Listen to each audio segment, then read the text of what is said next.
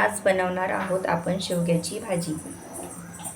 सर्वात पहिले पाणी गरम करायला ठेवायचं, त्यामध्ये शेवगा कट करून घ्यायचा। आपण इथे शेवगाच्या शेंगा कट करून घेतलेल्या आहेत, त्या पाण्यामध्ये टाकायच्या।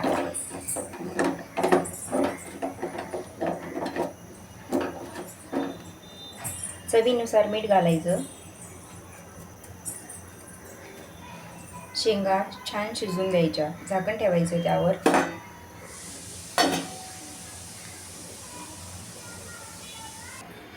आपण इथे मसाला बनवण्यासाठी छोटे छोटे 4 कांदे घेतलेले आहेत आणि 1 टोमॅटो घेतलेला आहे। इथे मी बारीक कांदा चिरून घेतलेला आहे आणि 1 टोमॅटो चिरून घेतलेला आहे मसाला तयार करण्यासाठी।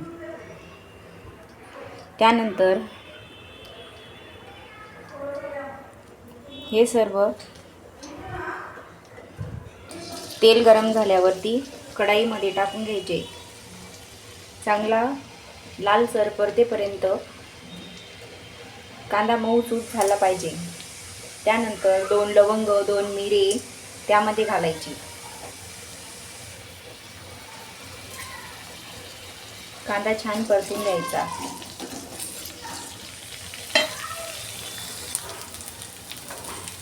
आपला कांदा पूर्णपणे परतला गेला आहे। त्यामध्ये थोडंसं खोबरं घालायचं। खोबरं लाल होईपर्यंत परतवायचं।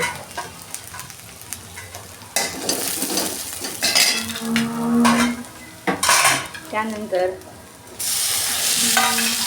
1 टोमॅटो टाकून घ्यायचा। सगळं मिक्स करून छान मऊ होईपर्यंत परतवायचं। एकीकडे आपल्या शेंगा शिजलेल्या आहेत। गॅस बंद करायचा। मसाला पण रेडी आहे। मसाला थंड झाला की मिक्सरला वाटून घ्यायचा। त्यामध्ये थोडीशी कोथिंबीर घालायची। भाजीची टेस्ट खूप छान येते। आपला मसाला पूर्णपणे थंड झालेला आहे, तो सर्व मिक्सरमध्ये टाकून घ्यायचा। मिक्सरच्या भांड्यामध्ये टाकून घ्यायचा आणि त्यानंतर बारीक पेस्ट होईपर्यंत बारीक करायचा।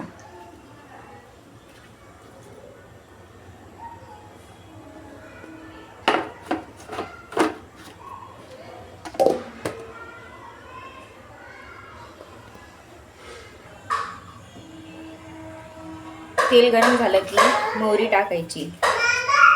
मोहरी छान तडतडून द्यायची।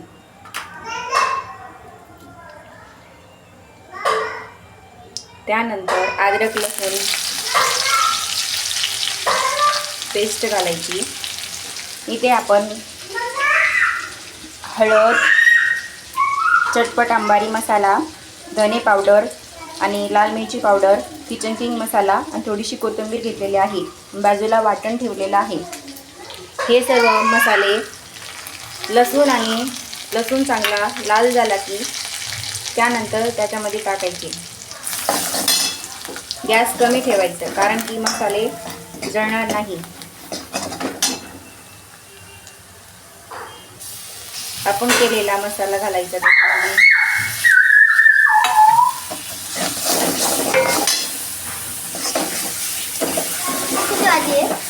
शेवगा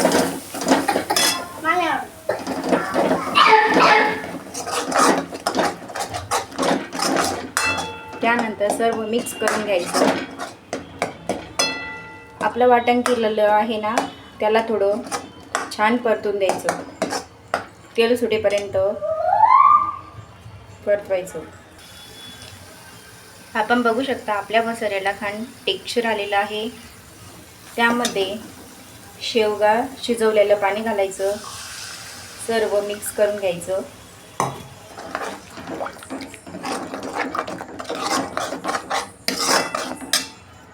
सर्व शेंगा त्यामध्ये घालून घ्यायच्या।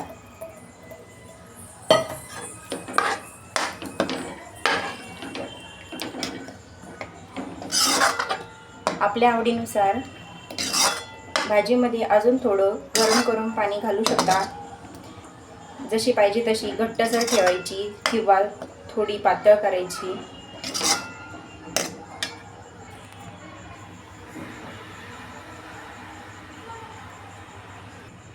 भाजीला छान 5 मिनिटं उकळी येऊन द्यायची.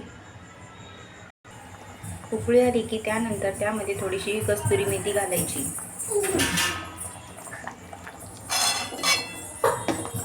छान मिक्स करून घ्यायची. आपण बघू शकता आपल्या भाजीला खूप छान टेक्स्चर आलेलं आहे. आपण ही भाजी पोळी सोबत सर्व करू शकता किंवा भाकरी सोबत खूप छान लागते. भात आणि भाजी खूप छान लागते.